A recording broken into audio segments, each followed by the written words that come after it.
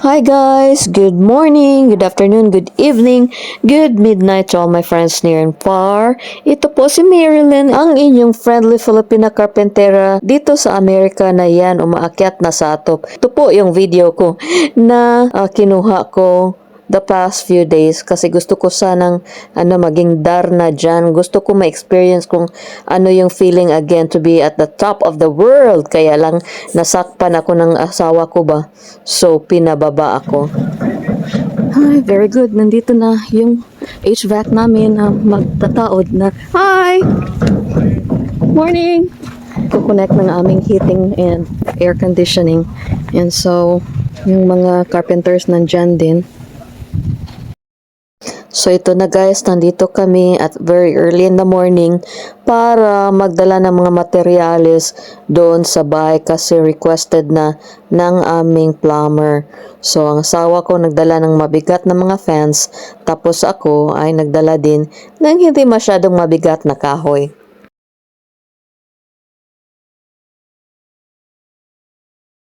So at this juncture, sinabihan ko yung carpenter na i-move niya yung truck niya kasi dadating na yung dump truck na mag-deliver ng mga dirt para sa lubak-lubak dyan. Dito na yung dump truck. Hi! So you said we will dump it here? Yeah, I really wasn't ready for the dirt, but Ooh. What? that's where we're gonna dump it. You told me over here. So yan, nakalimutan na naman niya na sinabi niya sa akin na kailangan na niya ng dirt last week. So yun, nag-order na ako ng dirt at ngayon sabi niya hindi pa daw siya ready. Ano ba talaga kuya? We have that guy with his truck. Maybe we can move. Hi, we can dump it here. Okay. We just have to clear this. What are we going to do? Yeah. Back into the yeah. That way we kind of get. Yeah. I'm bringing another one, so I'll try to get it as far down as I can. So the other one will end up. Yeah. Yeah, over there. Try to get it. Yeah. Yeah, I can get the. I can probably get the rear axle right over this hump. Yeah. And still be able to climb out. Okay. So yan na yung first load. Tapos itatapak yan dito. Kailangan punuin ito. Awesome. I hope makalabas siya dyan sa ditch.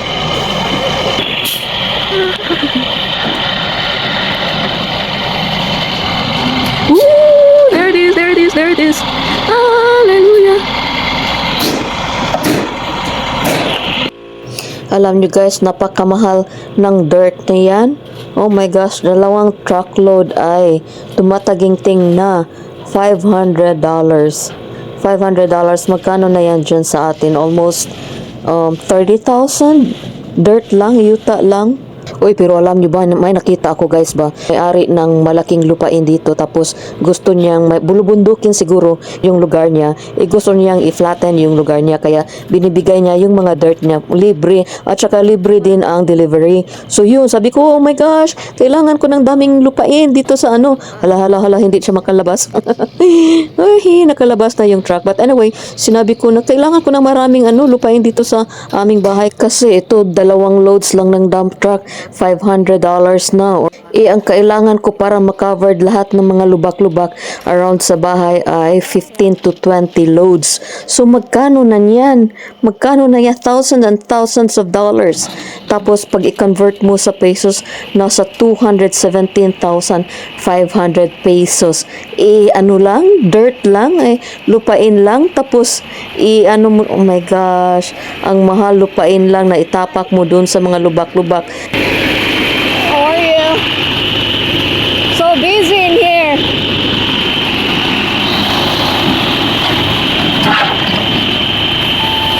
Oh, it's out of the way. Okay.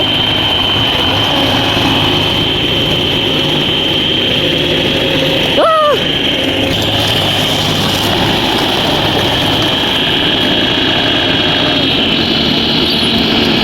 Can I drive it?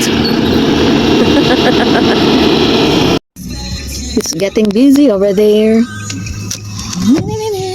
may HVAC, may carpenter, tapos may engineer, at saka may truck. So, I'm happy. Wee, napatag na niya.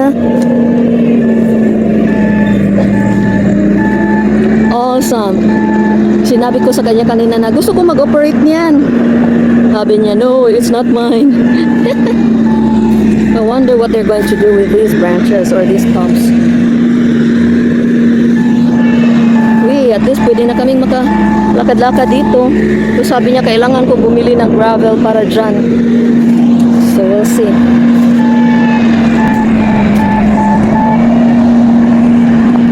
Taka-enjoy naman ito. Ang lubak-lubak namin na side yard. Ouch, hindi obvious pero ano ito? I think 15 degrees on decline.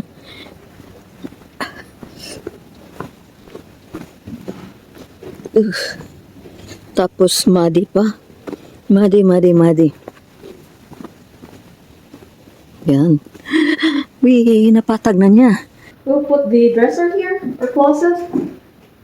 I would need space for the door to slide in and out. So Wait a minute, what door is sliding? that one.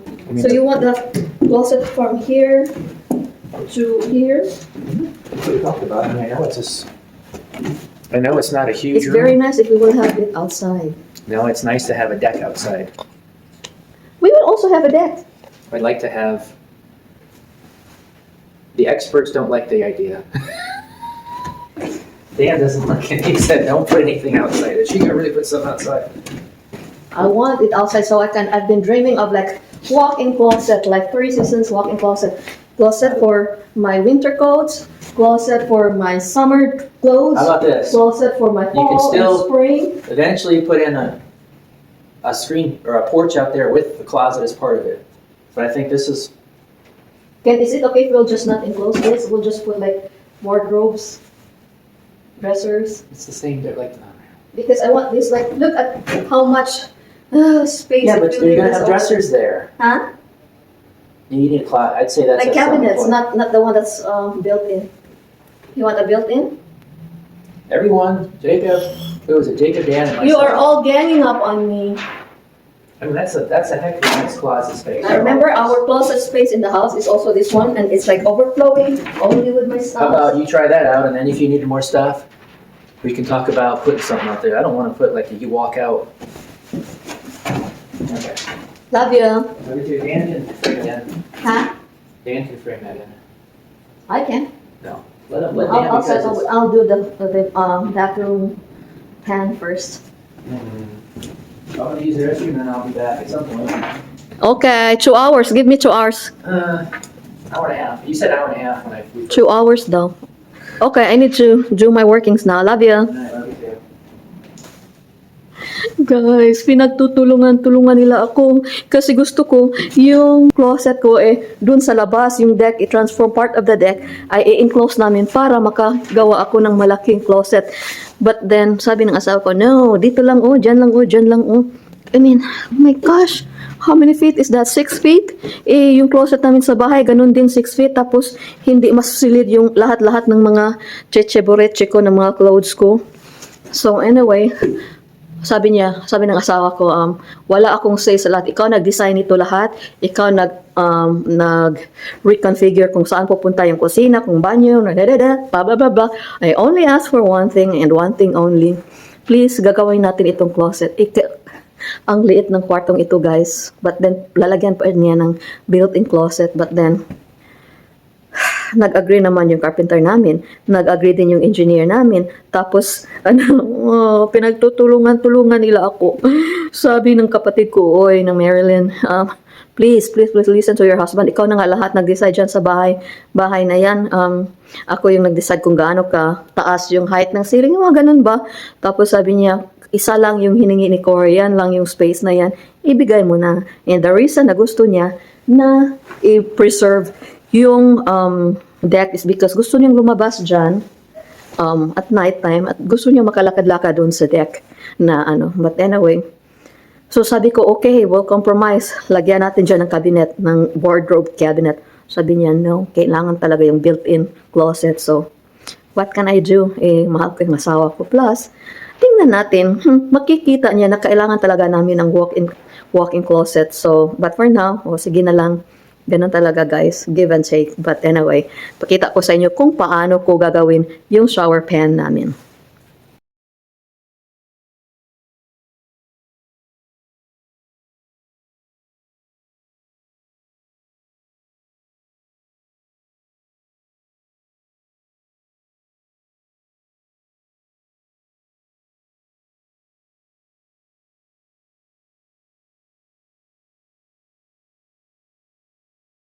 Diyan yung shower area. So, kailangan yan i-tile but later on. Pero syempre, kailangan na may barrier so that yung tubig dyan hindi papasok dito. Tapos, syempre kahoy yan, kailangan i-seal off yan kasi mag-shower ka. Hindi pwede na yung tubig pupunta dyan sa kahoy. So, kailangan i-seal off yan. But first and foremost, kailangan ng barrier. Kaya kumuha ako ng 4x4 tapos i-install ko yan dyan. Tapos i-wrap ko ng water membrane and then we'll see kung anong gagawin ko para ma-waterproof itong area na ito.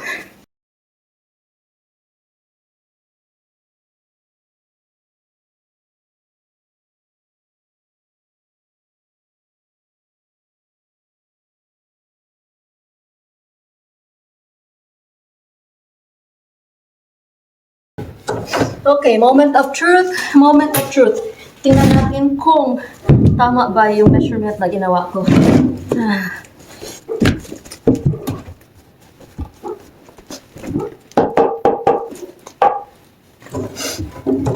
Parang tama naman yata.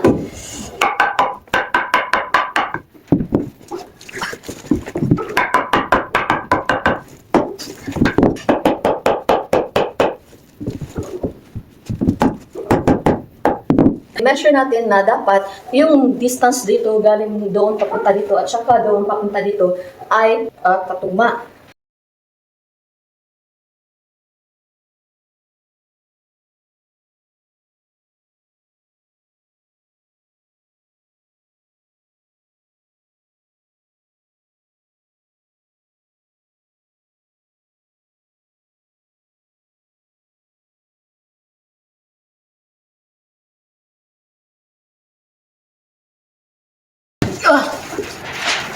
Alright.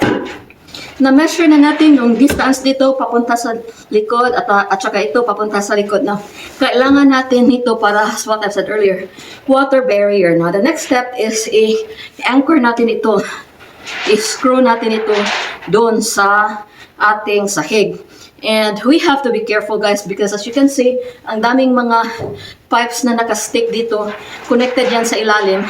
Tapos, meron din tayong mga vent at saka mga other plumbing na nakatalaytay dito sa ilalim ng sahig na ito. So, pag screw natin, gamitin ito, we have to make sure na wala tayong masagasaan ng mga vent, mga pipes, mga electrical wirings at iba pa. Na-check ko na doon sa ilalim saan yung mga pipes at saka electrical wirings at saka vents. Hindi ako sure kung may masagasaan kasi ang dami nila ditong area. So, I guess what I'm going to do is instead of directly like siguro dito pwede, pero ditong banda, mga connection na dyan sa ilalim. So, siguro kailangan ko, pag ano na lang siguro, yung that way, para hindi masagasaan yung mga vent dyan sa ilalim. So, ito yung mga materials na gamitin natin. Isang, how many inches is this? 6 inches or 5 inches of wood screw. Yan. At saka of course, our beloved drill. And, kailangan natin ng bits. Ito bits, ito. And then, mount. Kailangan din natin ng mount. And then, last is a guide for hammer bit. Tinatawag itong hammer bit. And of course, kailangan natin ng pencil. Heto na. Dubi-dubi-du. So, ito na yung mga materials up close and personal. Up close. Kailangan natin ng tapos, kailangan natin ng tapos, ito bit. And of course, ito, yung drill. And of course, itong ating guide para kasi hindi pwede na diretsuhin gamitin ang nail diretso. Kailangan may hole muna para papasok siya talaga. Okay, so here's what we're going to do. Hallelujah! Pasok mo ito dito. Yan. Tapos, yung guide.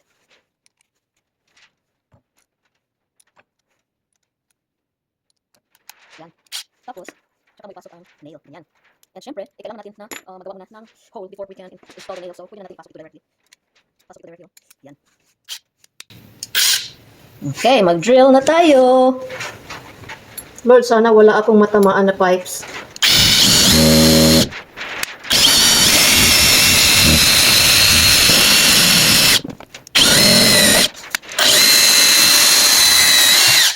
Woohoo!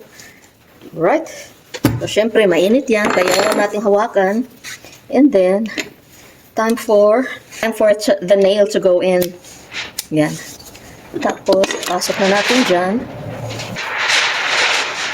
At atin ang i-drill. O, diba? Mas madali.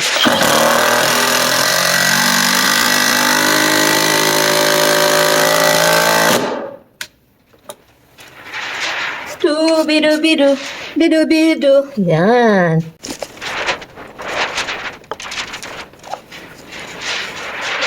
So, as what I've said earlier, ayoko makadaan ng mga pipes dyan sa ilalim, kaya it has to be slanted. Siguro dito.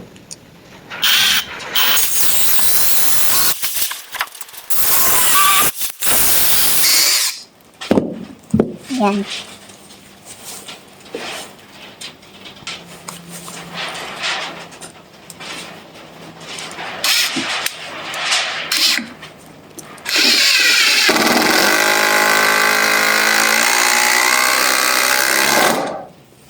Gusto ko sanang lagyan ng 4 nails dito sa aking barrier. However, takot ako na baka may masagasaan ng mga pipes or whatever mechanical installations under the floor. So, iuwi ko na lang to. Sayang dito, mga ano ito eh. I think this is $3 each, 150 pesos each. So, 300 pesos itong dalawa. Isa-uwi ko na lang ito. But anyway, sturdy naman yung barrier ko. Yan. So, next is, dito na naman tayo. Lalagyan natin ito ng harang. Yan. Bridge. Para yung ating water membrane ay papataas hanggang dito. So that yung water, hindi siya aapaw dyan. So, kailangan natin ng harang para sa water membrane.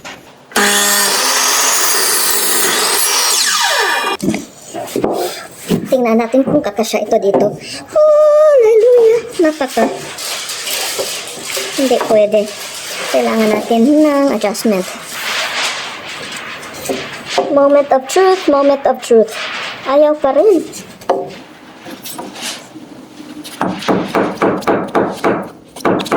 Get in there.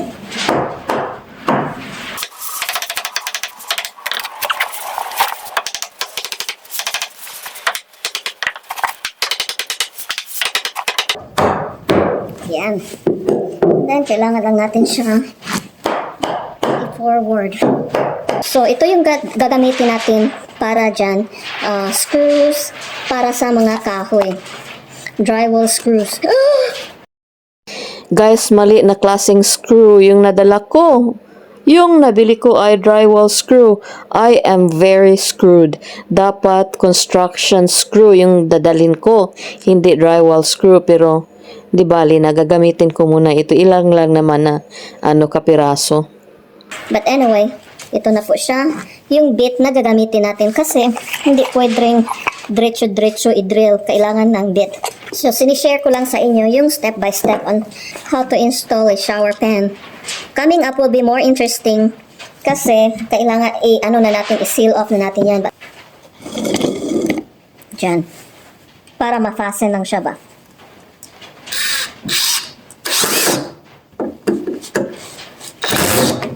Yan. Fasten.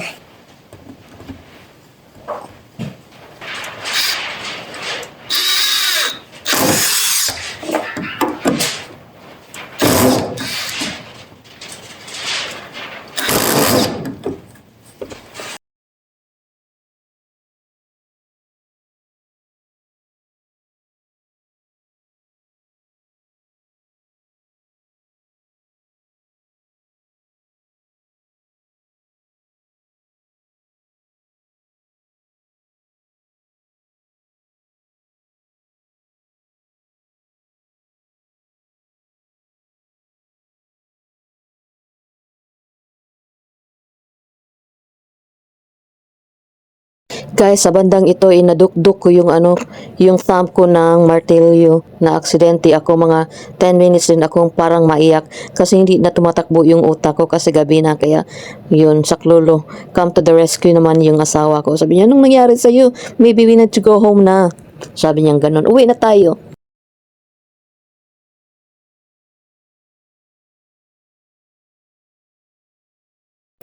Tapos, tinanong niya, bakit kailangan mo ng barrier dyan? Ano yung use ng barrier na yan? Sabi ko, kailangan ng barrier para hindi mag-overflow yung water. Tapos, lagyan ko mamaya ng water membrane pag may time pa. Pero wala na akong time eh. Pauuwi na ako kasi baldado na yung kamay ko. Yung sakit ng kamay ko guys, parang siya, dumating sa aking armpit. Ang sakit-sakit talaga. But, I have to finish what I'm doing. So, but hopefully makauwi na kami kaagad after this.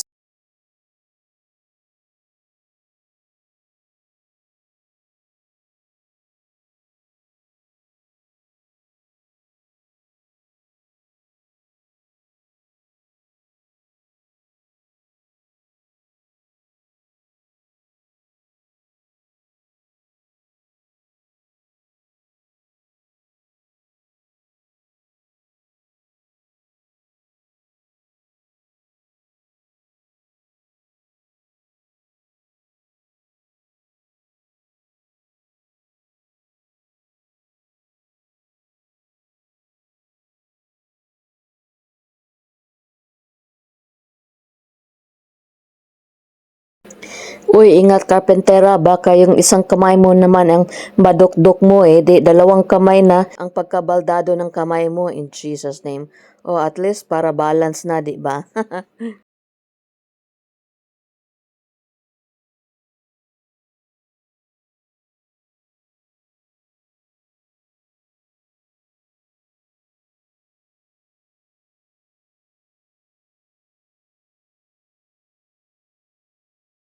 Uy, baka paan mo naman ang madukdok mo. Careful karpentera.